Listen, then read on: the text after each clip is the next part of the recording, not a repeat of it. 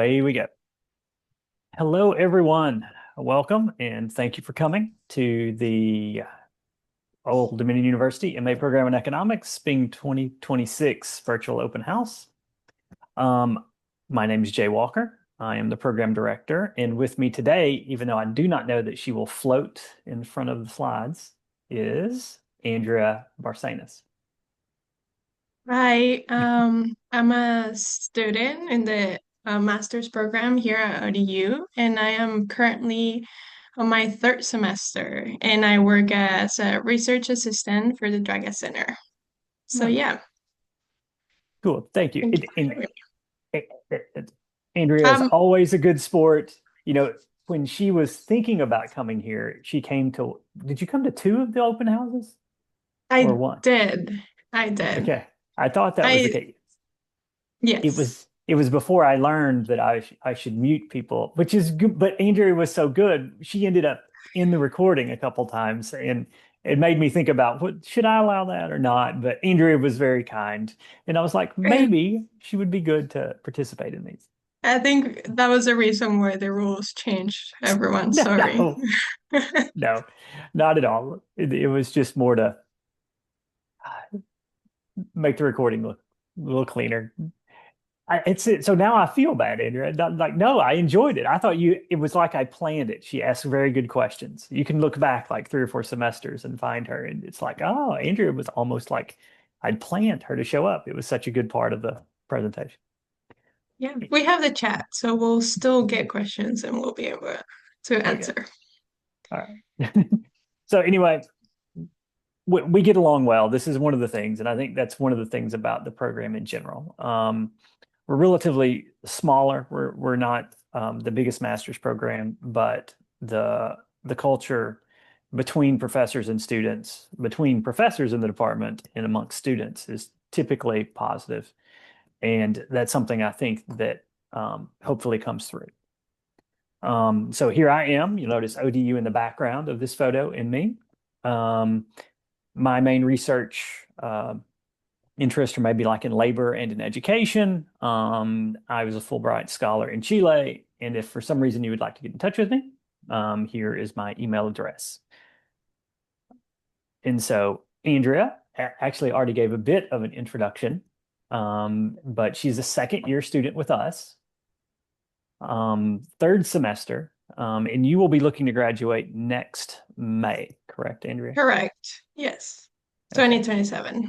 2027. And at least right now, we've been talking, and this is a question that many of you might have, whether you're watching this later or whether you're watching this live, is Andrea and I have had different discussions about like whether or not she wants to go into industry and work directly afterwards, or whether or not she would like to continue into the PhD.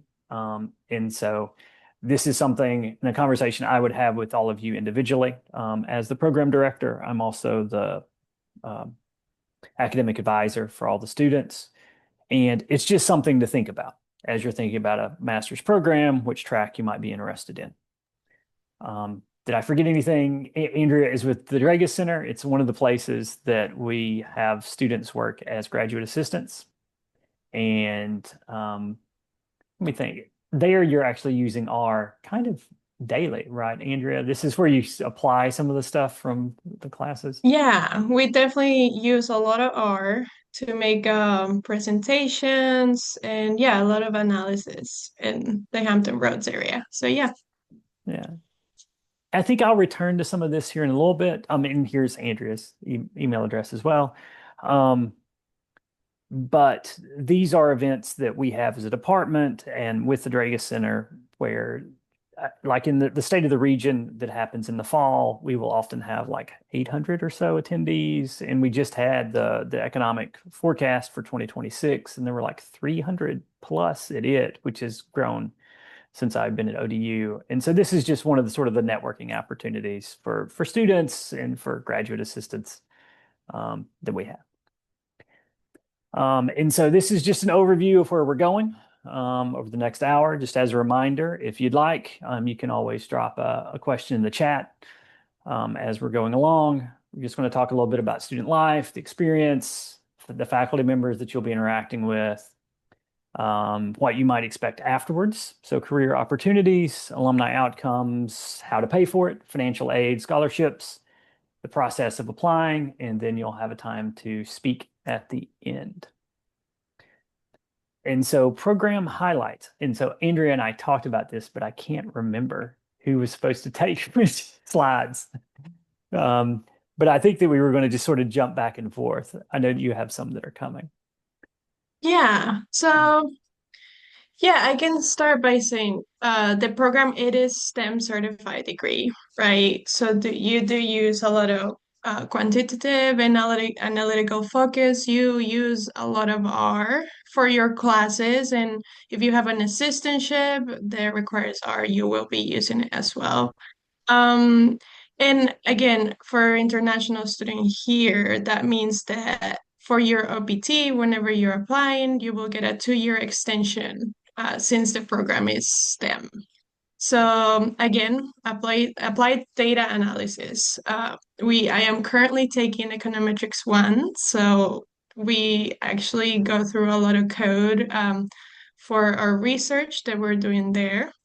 And I've seen that students have are full-time or part-time, right? And then I think more courses will be online, if I'm correct, right?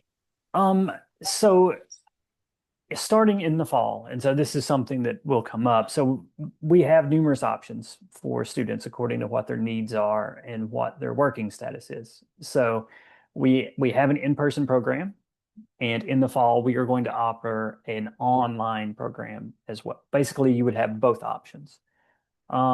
Students can be either full-time, and if you're an international student, you do have to maintain full-time status.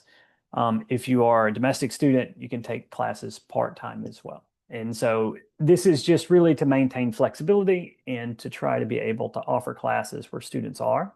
And so if you know, if you're in Hampton Roads and would like to take courses towards a master's in economics, we can serve you either in person or online. Or if you happen to live somewhere else in Virginia or across the United States, we are available as well. Is sort of the hope. I will say thank you, Andrea, for mentioning about the 2-year extension on optional practical training after graduation. And this is just something, if we have international students watching this now or later, that if you're comparing programs, it is important to note um, um, because not all actually have this designation. And so if you would like to pursue the opportunity to work after in the United States, if you do not attend a graduate program that is STEM certified, the OPT is only up to 1 year. But if it is STEM certified, it's available for a 2-year extension, which is up to 3 years. Just something to keep in mind.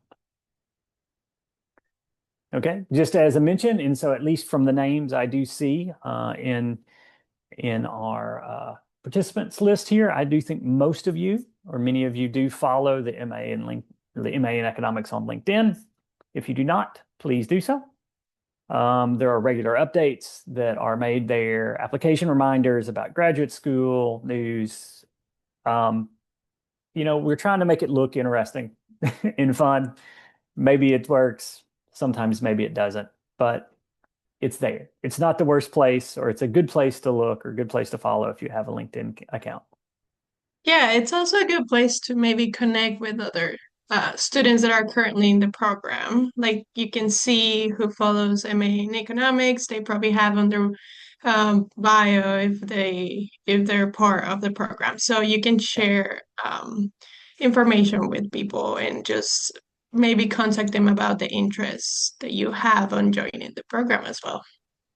Yes. Yeah. And I can, so I won't promise you Andrea's time, but we do sometimes connect potential students with current students if there are questions that might be better suited for a student than for perhaps me, right? And so, like in terms of where you might live or what to expect the first semester, and I do that regularly. Andrea has always pretty much been a good sport about that, but sometimes I bother some of the other students. It's like, hey, would you mind talking to someone?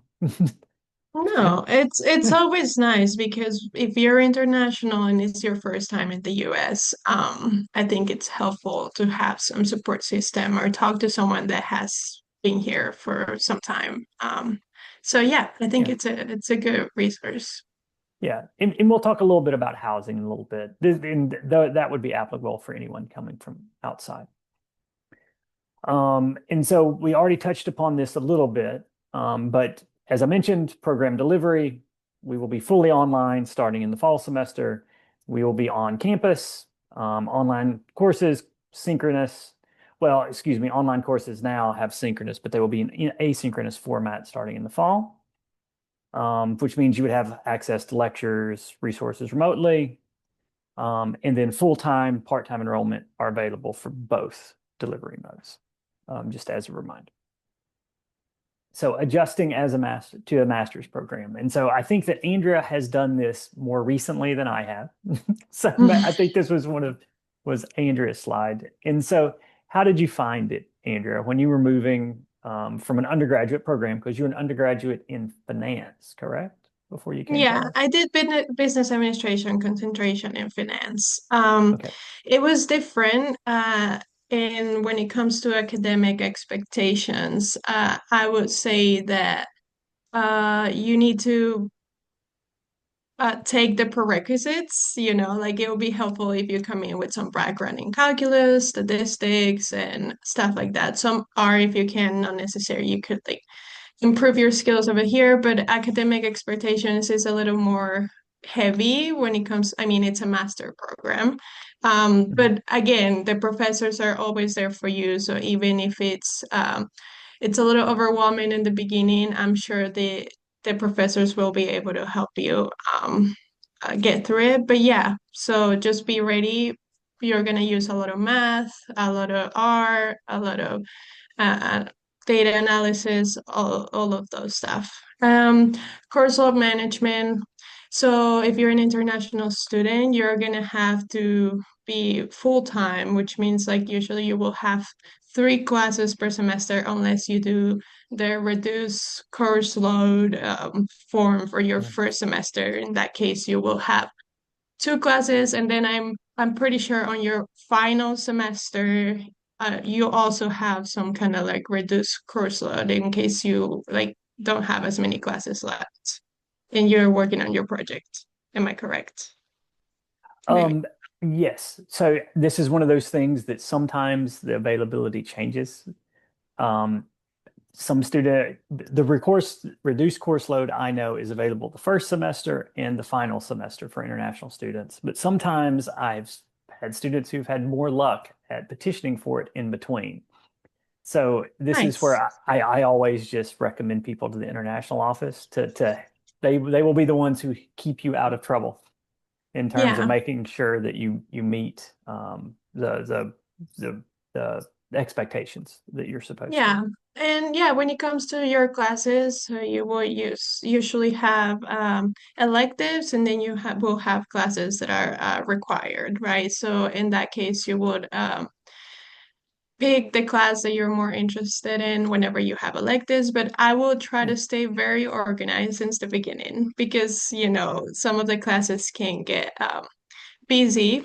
And the first couple of weeks will be for you to familiarize with the material and all of those stuff. But I would say overall, you have a good support system. So even if you find it difficult in the beginning, you have students there, professors, and I think we all work great together. So yeah, it's pretty helpful. That will go into faculty interaction. Interaction. So yeah, professors are there for you. If you have any questions, they they can help you with research projects, or they can help you with any, for example, Dr. Walker, you can go if you're international and you need help with one of the forms that you need to fill out that he needs to sign, something like that. If you email Yeah. him, if you email them, they will be there for you. Yeah. I do think that that's something that I like about our program relative to perhaps some others. I think that there is a buy-in for faculty that they know that this is one of the ways that we differentiate ourselves is trying to work directly with students. And it's from what I perceive as being the coordinator, a friendly relationship. I mean, there are always problems that arise as in any situation, but typically I think we all get along pretty well. One thing I did want to mention, because I know that Andrea had mentioned like using R. And so I will say that for students who come in, it's, it might be easier if you have some background using R or have some experience using a software package and manipulating data. But we do have the program structured in such a manner that you can be a beginner is the plan. And we try to move you from wherever you are to where at the end of the program you would either be ready to like argue to a PhD program, like I could step in and be a productive research assistant for someone because you'd be looking for funding, or you would be making an argument to a business, a government, wherever you might be hoping to work. Like I can step in and I can be productive as an employee or as an analyst, or I can make a difference in your organization. Yeah. And so student life, I believe this is another one, at least on my part. I can talk to it a little bit, but I will say from my point of view, I think that the cultural diversity is something that students would find different, even like if you're an undergraduate in the United States, or if you're coming from another country where you've studied. Graduate study in the United States is, I mean, that was when I started interacting a lot with people who weren't from the United States personally. What did you find, Andrea? Like it? Yeah, I would say most of our classes have international students, so there is definitely a lot of cultural diversity. We have domestic students as well. So, yeah, if you're a domestic student, you will encounter a lot of international people in the class. And then, yeah, we have student organization. Global Student Friendship is an organization that helps international students with many different things, from like finding housing, moving. They have dinners and events. So that will help you build community and network with either people from your major or other majors as well. And then we have the Economics Club. Um, we meet a couple times a semester. We have meetings with the club, but we also try to plan trips. We actually will have a trip this Yeah, April to I was going to say, I Washington. heard that there was some money that you obtained here lately. Yes, so um, as of now, we are going to Washington, D.C. for an NPR conference where they talk about different current events that are going on in the US and around the world. And yeah, it's very exciting. I would recommend that if you come in here and you join the program, that you also join the club. Yeah. And we also have event and workshops. I was thinking we have career fairs, that will help you find your potential employer for the future. A lot of networking events that should be able to help you to, set up your future, either if you go to the PhD or industry. But yeah, that is very, very Yeah. helpful. Yeah. And that's something that I've tried to do as director at the excuse me, at the program level as well. So the first week of the semester, like the last couple of semesters, I've had some outside speakers, some alumni come in. I'm anticipating it for this fall where we'll talk, because many of you may not be certain where you will end up when you finish a master's degree, and really talk about the decision about, do you think you want to attempt and go into a doctoral program, or do you want to prepare to go into industry? And that kind of shapes some of the classes that you might choose as electives, or some of the experiences that you want to take part in. But at the very least, I can tell you that there is a timeline in terms of applying for PhD programs that is good to know. And I know I've spoken with Andrea and others about this as well. It's not just that. And so, it's an exciting time. We try to be accommodating. I think that's some of the thing. If you want to be involved, which we hope you are, whether you're full-time or part-time, there are things that we hope to connect you with. So I interact with students a lot about this, in terms of like the prerequisite coursework.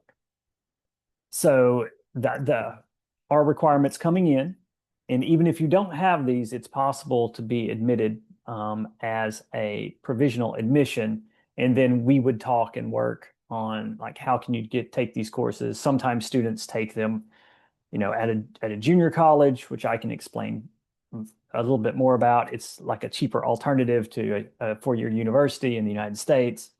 Or there might be ways to sort of get I was trying to think of the word for it, a certificate of some of the knowledge. And I've done that with a few students when we found options.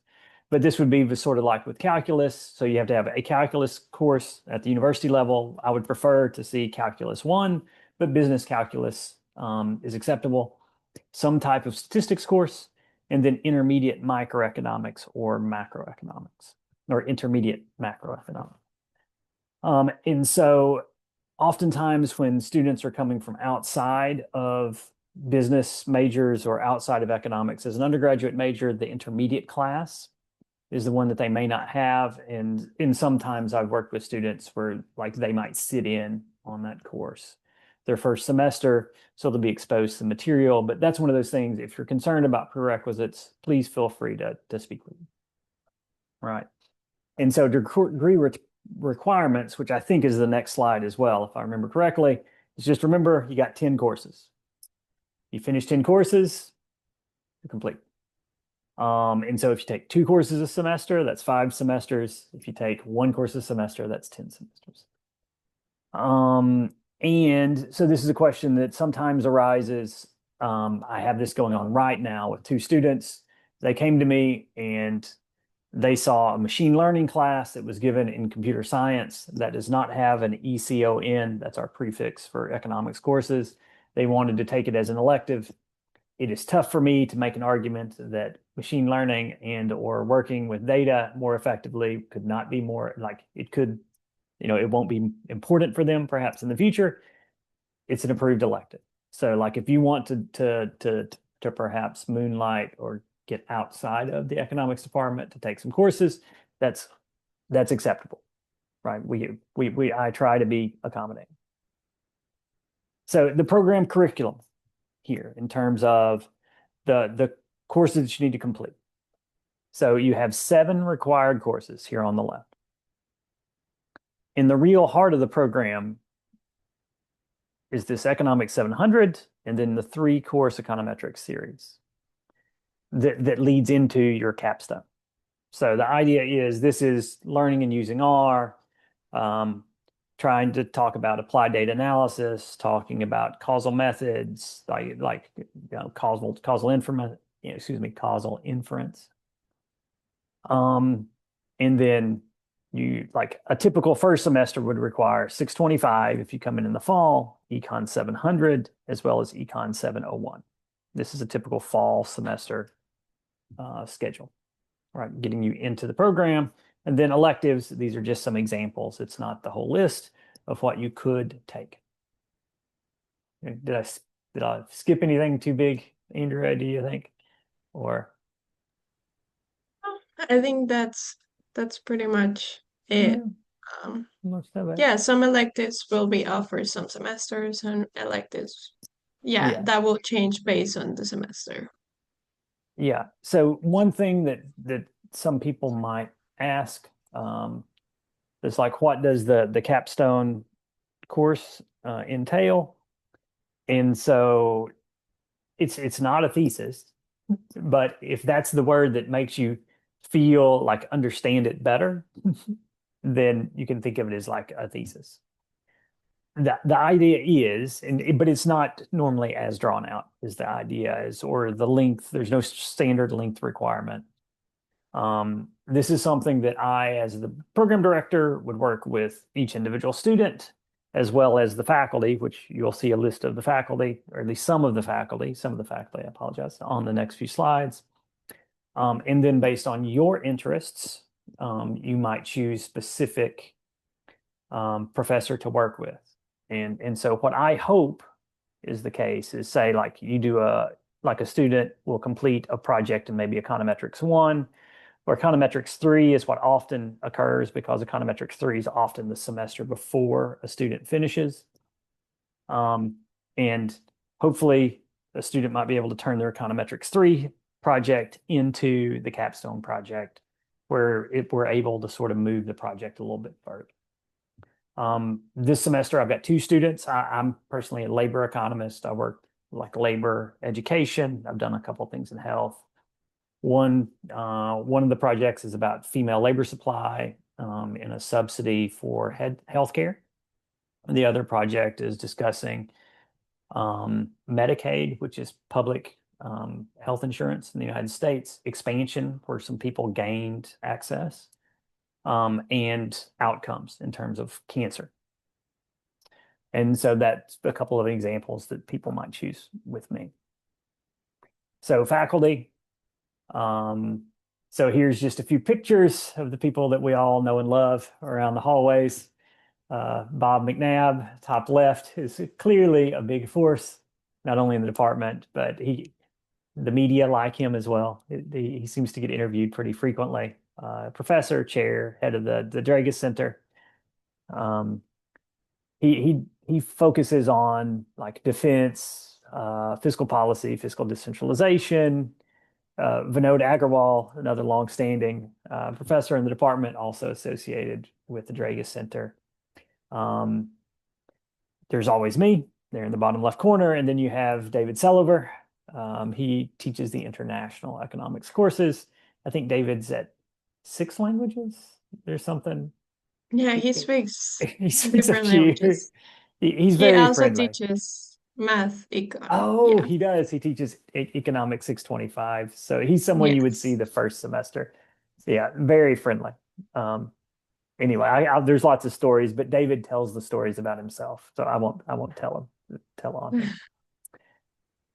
Here you have other people associated with the program. Chris Colburn often teaches the health economics elective.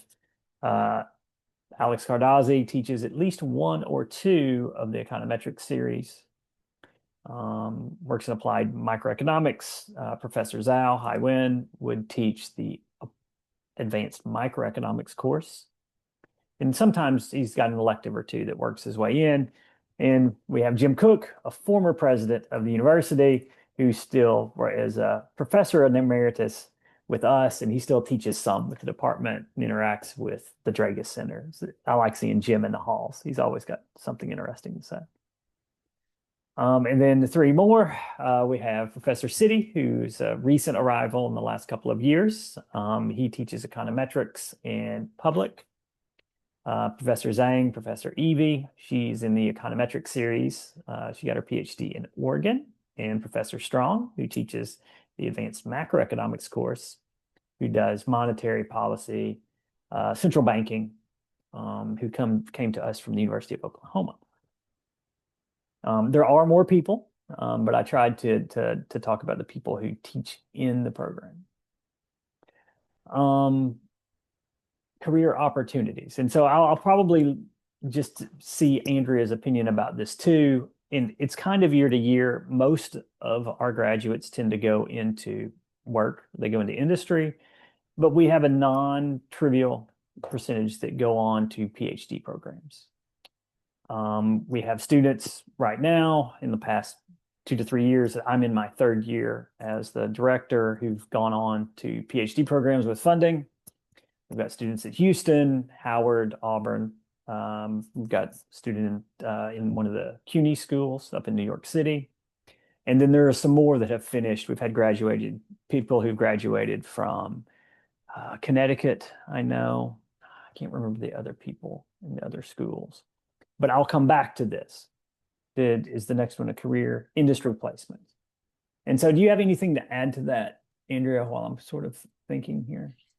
Yeah, I think that's an accurate, um, you know, description of how many people will go into industry and PhD as of now. In our current classes, I already have some classmates that want to go into industry, and some people are even trying to get internships if that's the case. And either or, right? If you are trying to go to a PhD, that's also very good experience. But yeah, I have classmates that are trying to get internships through the summer. So whenever they graduate, they can possibly, have a potential employer by that time. So yeah, depending on what you want to do, you will plan, accordingly. I'm going to sneak this in. No, we will say.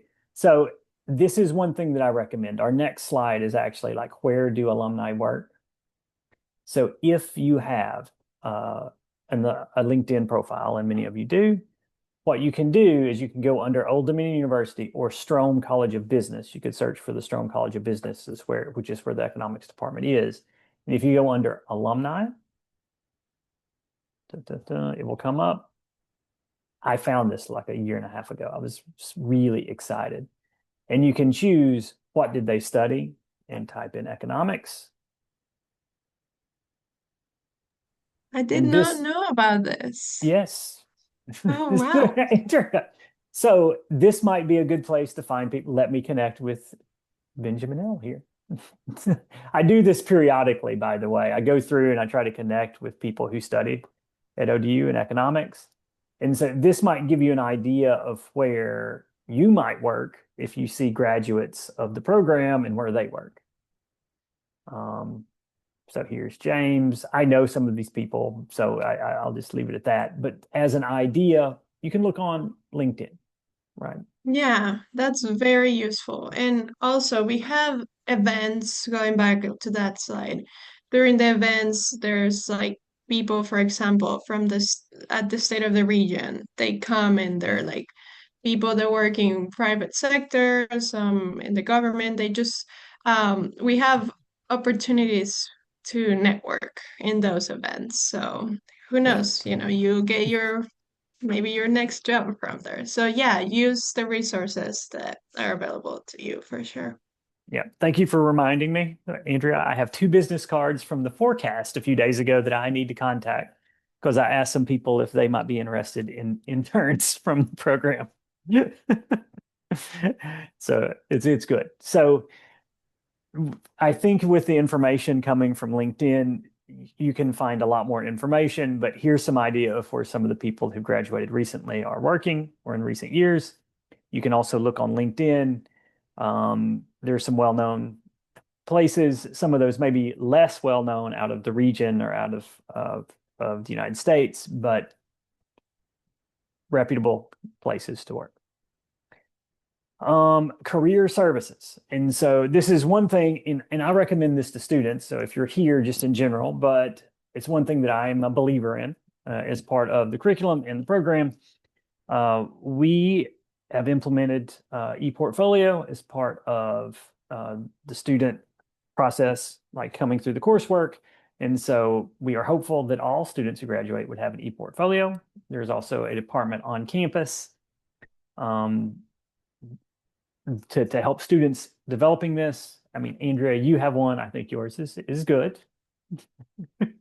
Yes, it's definitely helpful. I mean, you're saving the projects that you've worked on through your time here, and that's what basically you're going to show your employers whenever you're trying to get a job with them or whenever you try to get into, a PhD program. So yeah, it's very useful to just save everything and make it presentable for someone that can potentially see it in the future.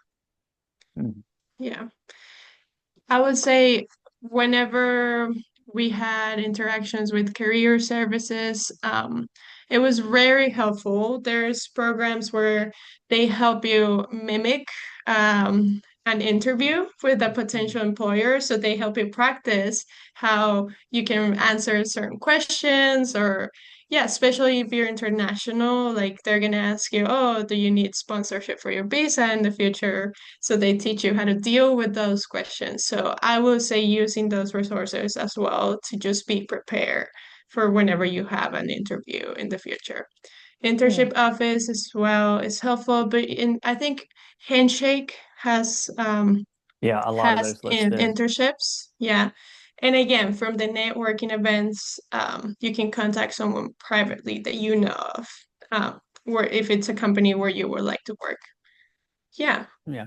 Yeah, I agree. And I've tried to encourage, I think, with LinkedIn some of that. But this is there's some options. I think as a Yeah. program, we've gotten better, and I think that we're continuing to do things with networking events and trying to get alumni on campus.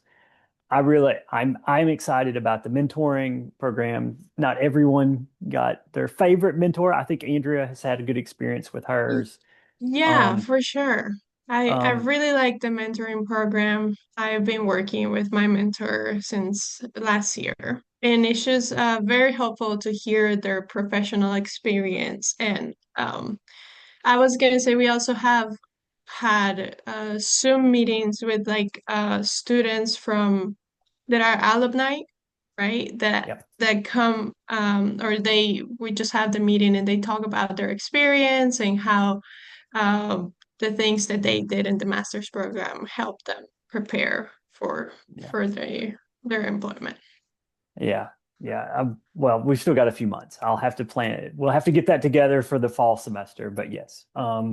So every student who comes into the program will be assigned a mentor. And we try to do that based on interest of the student as well as what we know the backgrounds of the alumni and or the interested parties. And so if you think you want to go to a PhD, we've tried to get other people who've either got a like more experience in terms of graduate work or that sort of thing, trying to match based on background. We try to help you, right? You still have to do the work, but we will try to help in the process, I think is the main thing. And so I do know this is a question that often comes up in terms of trying to find assistantships. So there are three different places that you can look for assistantships. And so for students that are accepted to the program, if you would like to look for an assistantship on campus, with acceptance, I send an email that has a document attached that says, complete this form, look at this website, here's where you would apply. Right. And so you have the two that are internal with us. I wish that we could have everyone work either with the department directly or with the Dragus Center. Um, I think that you're more connected, but we have more students than what we have positions. And so that is not quite possible. Um, you can apply with the dean's office. With Strome College of Business, we have a number of students who they either work directly in the dean's office, they're assigned to a faculty member that's in another department, and then we have other departments across campus. And so I'll just click this link. I'll have to drag the window over. But so there's actually a web page that talks about the other places you can look for graduate assistantships on campus. And so again, like I'll send this. And so here's one of the places that talks about where you can apply across campus. And so here's the C's as student engagement. I can't remember exactly what the acronym stands for, but like you could apply and work over in like career development, right? And so for many students, getting funding is very important, especially if you're trying to come from overseas. And so I recommend applying everywhere. Personally, that would be my opinion. But it's your choice as to where you might want. And I try to work with students to help them get placed. I need to send a couple of emails in the next week or so about that. Yeah, I mean you can even work as a resident assistant and I'm sure I think you get free housing in that case. So, Yeah. you know, We there have had a are couple of options. students interview to be a resident assistant, but I don't know that we've actually connected an MA student to be a resident It's a assistant. demanded position. A lot of people want to have free housing when they come in, you know. Yeah. If I didn't have to pay for a place to live, it would make things much cheaper. It's true. Correct. Um, I just wanted to mention a couple other sources that you might check. So again, when you're accepted, I have this listed in the document that I attach for accepted students, the Office of Financial Aid, domestic students. You have the opportunity to apply for either federal student loans or perhaps other scholarships. There's information for that on the Office of Financial Aid. I think it's the next. Nope, it's not. So the American Economic Association has a page that I'll refer to here in a little bit. For the United States, this is the best source I know for information. So just search for American Economic Association graduate school. And this will show up. It's a lot of information about the United States. And when I was in, so my partner had had a Fulbright when we were in Southern Africa a couple of years ago, and it was recommended to me about this website from Education USA, which I know many students who are coming internationally may be aware of. They told me that this, if you're a student from Africa, is a site that you might be able to look for either scholarships or grants. So I always just sort of stick it in as a possibility if you weren't aware of it. Application process, almost there, right? Getting close, Andrea. It's rolling admissions. So you can apply anytime, basically. I try to get, or we try to get, because it's the admissions committee, decisions back quickly within 1 to 2 weeks. There has been a changeover in the admission system. And so sometimes it can take a while to populate the applications, but once it's complete, we try to get a response quickly. So one thing to keep in mind, like you could still apply to come in the fall semester up to maybe even July, especially if you're a domestic student, and we can get you through the process. But for international students, I know that visas take time. As for assistantship offers, we try to be somewhat coordinated with other programs.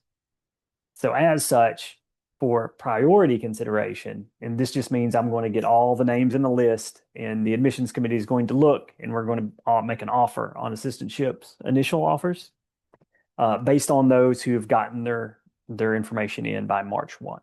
And so for a spring matriculation showing up in the spring, that's August 1. Okay. If you're a current ODU student, we have the possibility to directly admit. So Andrea, if you would have been an undergrad with us, you may not have even had to apply. That's This true. is like I've heard some yeah, people don't have to apply, so that's very nice. yeah. It saves the $50 or whatever. We have some options where perhaps some undergraduates might be able to take like a class or two still as an undergraduate to make it a direct link, or perhaps get through the master's degree more quickly. And you can take up to 12 credit hours before undergraduate graduation. If this sounds interesting, if you're listening, if you're one of the millions at home, just please contact me and we can talk about this. So as I mentioned before, the American Economic Association resources. If you haven't seen this and you're thinking about studying economics in the United States, this is the best site I know of. Andrea knows this. It's the best site for PhD study too. It's got dates, timeline, like studying for the GRE, like just a lot of information. And questions. So from what Andrea and I have spoken about, do any of our attendees have any questions for us?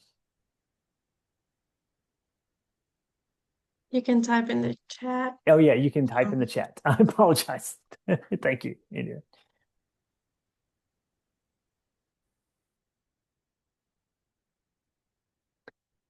So I did have a couple of questions that I thought about that came from some recent events like this that I thought might be good. And I also had time to think about this as an answer too. So what kind of a role have recent graduates moved into that might not be obvious? So when you hear a Master of Arts in Economics, this to me thinks kind of maybe an analyst or something like that, or working for government or the Bureau of Labor Statistics, maybe in the United States. We have a couple alumni there. I think you may have met her, but Stephanie Webb, Andrea, she's come to a couple of events. I don't remember. Okay, it's no problem. Stephanie is really nice. She graduated like 2 years ago. She works with AI. So she Oh, works with a nice. company like in the development side of it. I remember thinking it sounded like a cool job when she was explaining to me what she did. And I was like, well, I'm assuming that it's sort of related to the coding. She was like, I'm not using R, but I'm using some of the same way of thinking. in what I'm doing. And I was like, well, That's that's kind of sounds like a cool job. yeah, Um, that sounds pretty cool. I don't remember, did she do her PhD? no, she was only yeah, she finished after the master's degree, Got it.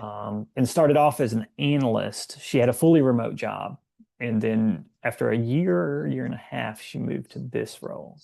Um, That sounds like a good job too. Fully yeah, I was remote. I gonna. mean, So here's a question that I have for you, Andrea, and we don't have to talk too long. We've gone for a while.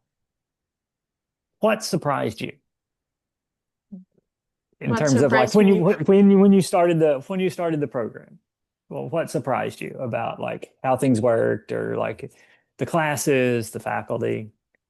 Yeah, so I would say it gets busy, right? There's at some point you're taking econometrics one, you're taking advanced macro and another elective at the same time. So compared to the workload that I had in my undergrad, it was heavier, you know. It gets busy, you have to stay really organized. So I guess not a surprise, but at the end of the day, yes, it was very different. So, and also it surprised me how nice people were.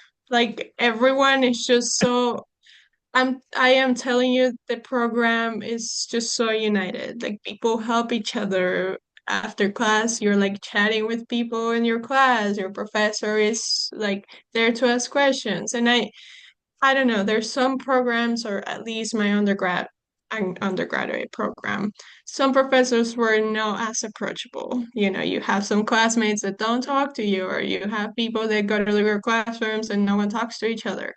So here is different. You have a sense of community, and I think that was surprising to me as well. I Hmm, like that. good. I mean, if I was hoping for something new, that was not a planted answer. No, Um, no. if I was hoping for something from the students, um, I mean that makes me feel nice, Andrea. It makes me feel good that you all, because that's what if I could affect something, that would be something I would hope for. It's like I would like for people to be collegial and to to have a good working Yeah, relationship with others. I also I think that whenever you're in a master's program, you know, it's like Mhm. everyone is more like an adult now. You don't have people, you know, that Yeah, are being forced to be there. So it seems like everyone wants to learn and, you know, yeah, share ideas. Yeah. yeah. So we have had a couple questions come in while we were talking about that last one. So one from Roosevelt, are there any application fee waiver opportunities? So I get this question frequently, and at 3 years into the position, I'm not sure that I've ever quite figured out how to waive the application fees. I hear these like stories that some students manage to get it done. And I know at other schools it must happen because I get the question a lot, but I'm still not quite sure how to do it at ODU.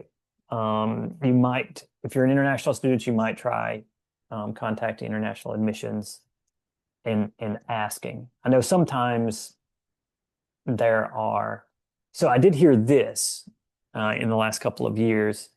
Sometimes they will have application fee waiver weekends. So if you're considering applying, you might start an application. I know this sounds odd. And sometimes you might get an email just saying, well, if you finish your application in the next weekend or so. So you'd have to actually have it mostly done, which is odd. But I sent this out on LinkedIn like, oh, it's in the last year. Like suddenly I was like, I got an email because I filled out an application for me just to see what it looked like. And then I got an email saying, Jay, if you apply this weekend, it's free. And I was like, why didn't someone tell me this? How am I supposed to? So I posted it on LinkedIn. It's like, Yeah. hey, there's a fee But waiver. that's good to know. That's Yeah, nice. but I couldn't. There was no way to plan. That's where I got a question. I was like, I wish I knew that it was always this weekend, so I would be like, Yeah. please prepare before this weekend. Uh, but I'm trying. And so I think this is a good question, which I'm not sure. So, um, what? other analysis tools are you using besides R in courses? I would say as of now, the main one is R. And I mean, I know for transportation, we use Excel. So you got to know, you know, how to use Excel and do some, I mean, it's not super complicated, but do some other than, the Yeah, basic formula. So you got to have some background in Excel as well. Um, yeah, in my case, the main one and the one I use other than Excel is R. So if yeah, it's one that you need to prepare for, or if you already have background on it, then I mean that's what you need. yeah. Um, the program itself is designed with the Yeah. course sequence for R. I know that we have at least two or three students who have some Python ability, partially because of their long-term goals. There's like they want to use Python because they want to go more in like a computer science sort of direction. Yeah. I personally still use Stata almost every day, but Yeah. but I mean, but I don't. That's partially why I don't teach in the econometric series too. It's because but I'm not the R expert of our faculty members. at the end of the day, just having some kind of data Yeah, analysis background on with either kind of program, it's helpful. Um, yeah, yeah, and Python is also, I've heard a lot of people are like, you need at least some basics of Python, which we don't use in yeah. the program, but it will be helpful Yeah, in the I've heard future. that if you know how to use R, then moving into Yeah, Python's not that much of a change. But yeah, but with the question, so I guess it's primarily R focused. There's some other things. And if you don't have a background in that, we plan accordingly. We are trying to accommodate a range. yeah. There are handouts too. Online for free if you need some help with that. But I know on econometrics, on 700, which is economic analysis, that's where Yep. you start to get exposed to using R if you haven't before. So that will give you some sort of like basic material. It's manageable. So and it'll get easier the more you do it. Yeah, yeah, I It tend to will get agree. easier for sure. I don't Uh, know why.